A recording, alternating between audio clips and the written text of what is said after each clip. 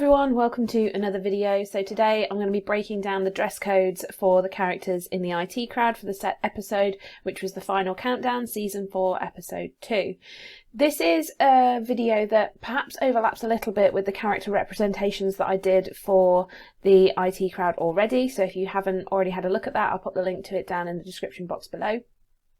What I'm hoping to do in this video that's perhaps a little bit different is not to consider the personality of the characters or their role within the show, which I did in the representations, but to think more about the literal dress codes that they have and what they might suggest, just in case you have to analyse those as part of your exam. So we're going to start off with Moss, because he's the first character that we see within the episode. One thing to bear in mind is that he never changes from his smart, formal dress code. He's always viewed with a checked shirt and tie, and that never changes. The shirt might change, the tie might change, but it's always checked, it's always with a tie. Tie's always done up to the top, shirt's always tucked in.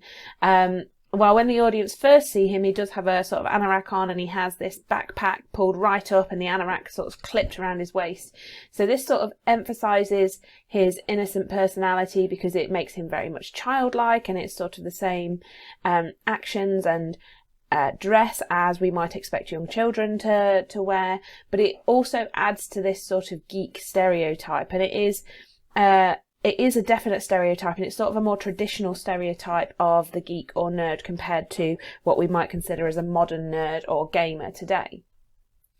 Now, the only change to his attire is when he adds this sort of red beret when he's entering the 8+ club for the second time, when he takes Roy with him. And the red beret is really important because what this does is it changes Moss from the sort of butt of the joke in the office and the weakest character out of the three of them in the office to somebody who has status. Now, on the one hand, this contrasts his stereotypical representation of a geek because he suddenly becomes somebody who's more confident, he becomes somebody who has more power, but it also conforms to this stereotypical representation because it's so obvious and it's so bright and out there and strange that it sort of adds to this lack of social knowledge and social awareness that Moss seems to have.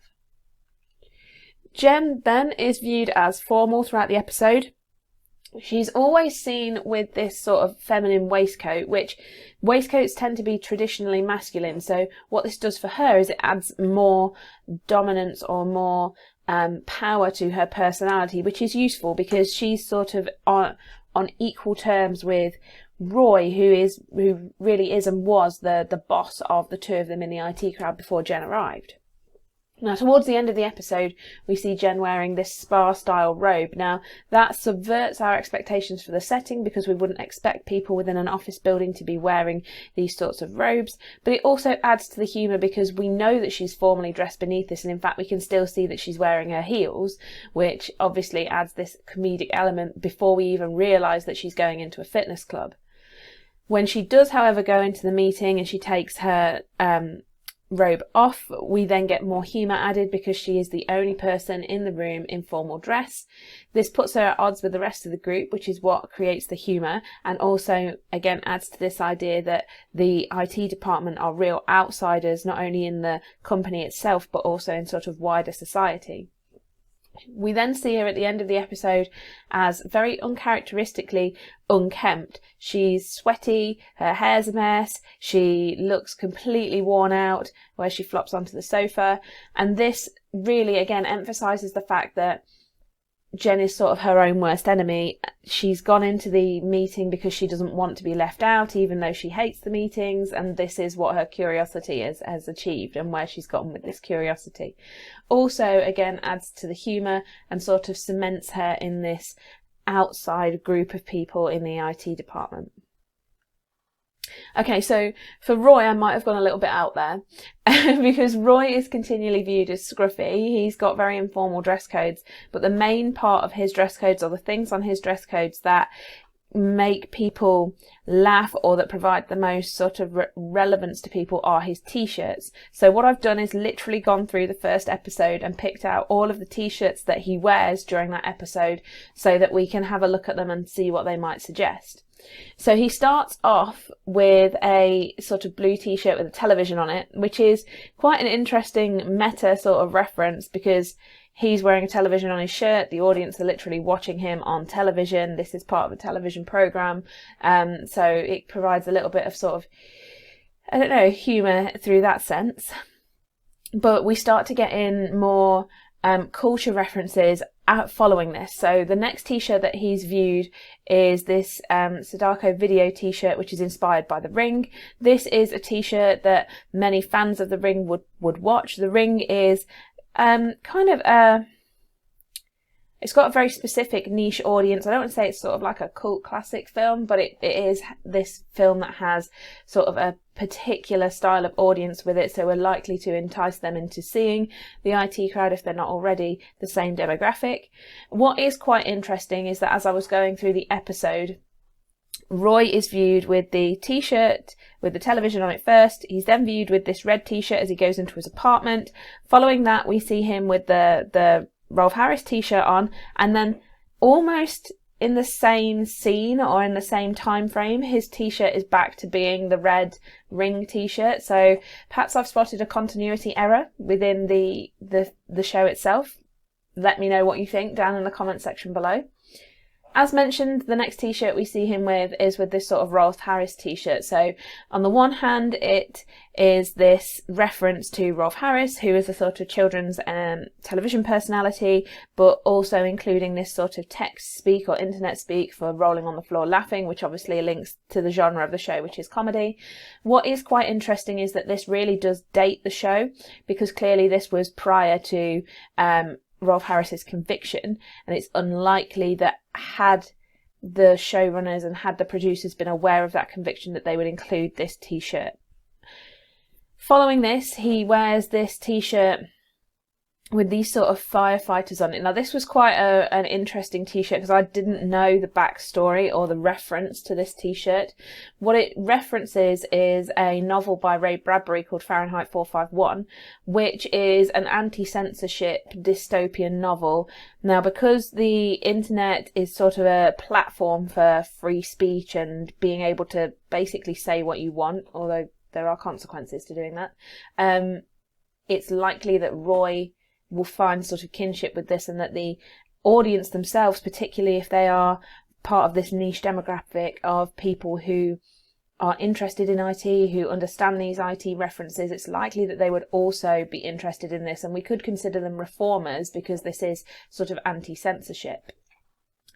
Now, the only t-shirt that gave me real trouble was the sort of grey one that you can see I've cropped from the episode itself. It's clearly a band t-shirt, and it looks like it's sort of a parody for a band like Metallica or another sort of rock band like this. The band seems to be called Infectador, but you can't find any references to it anywhere.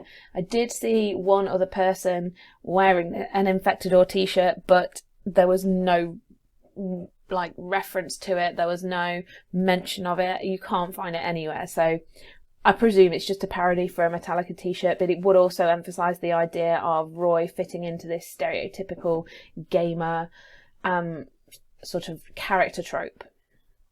At the end, though, he has this t-shirt which says, "I don't work here," illustrates his contempt for work, also the idea that he tries to stay away from people. He's not very socially sort of active. He doesn't really understand social cues, not to the same extent that Moss does, but again, he doesn't really fit in.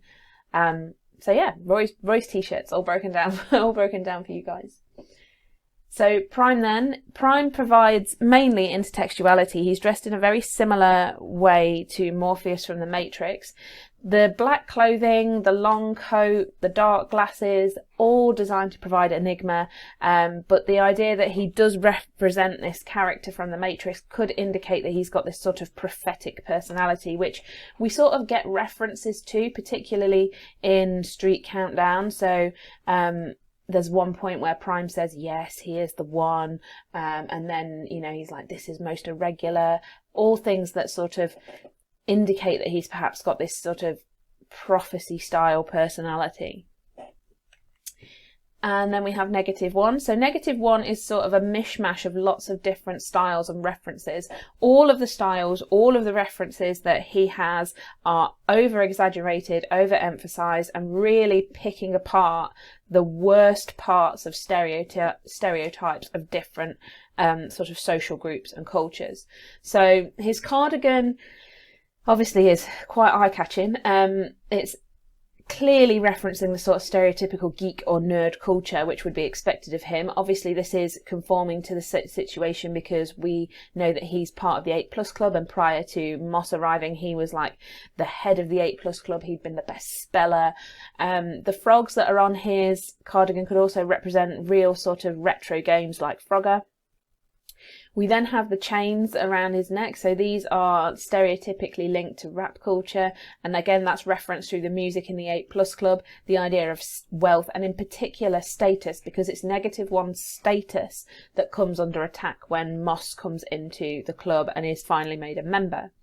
His manner of speaking, now I know this isn't necessarily dress codes, but I'm going to include it here as well because it is, again, a really overemphasized stereotype, is mocking the sort of chav social type, social group, and it really is picking apart. He picks apart all of the worst parts of stereotypes. So it's as if the producers have just gone, right, find me the worst possible stereotypes you can and let's make it into one character. That's what -1 does here.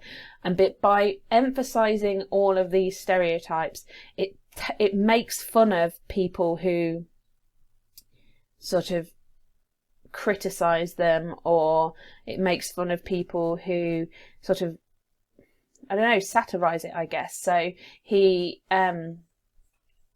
his whole personality is designed to create humour, his whole dress codes are designed to create humour and sort of let people in on a joke.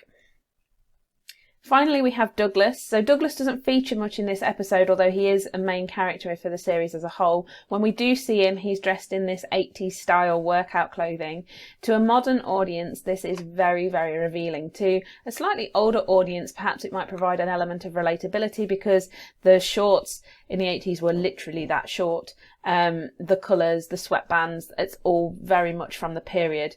But what this does do is really sexualise Douglas, and it helps to make fun of him, it helps to satirise him. He's this character who like creeps people out but is hilarious at the same time. Hopefully you guys found that useful. We've got a few more key terms today. If you aren't aware, what I'm doing at the moment is filling in gaps for some of the playlists that I've already made. We're now at a point where I've got playlists for every single part of your exam, so you should be able to be accessing these and doing revision yourselves. If you do have any particular kinds of videos that you want me to make, if you've got any particular sort of ideas, comments, suggestions, pop them in the comment section below or through my social media, Instagram and Twitter. I do my best to get back to every single person. If you haven't already, please subscribe, hit the button below, because I am making sort of videos that are not just fitting into one area. So making sure that you're not going to miss out on something that you might find useful. Subscribe, hit the button below so you get notified whenever I post a new video, and I will see you guys later for another video.